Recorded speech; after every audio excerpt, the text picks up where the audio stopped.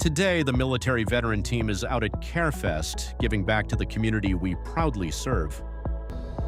Hey there, Larry Fisher with the military veteran team. Today we are at CareFest and we are pouring back into our community. Here we are with a big group of folks. Got the trailer rolling up, nice little barbecue as we help community members who are in need. Yards are overgrown, being cited by the city. We come in with our team and fix it up. CareFest. With an incredible group of volunteers, equipment, and a whole lot of heart, we're helping homeowners who need a hand. For some families, overgrown yards and city citations can become overwhelming. That's where we step in. Together, we're cleaning up properties, restoring pride, and making a real difference, one home at a time.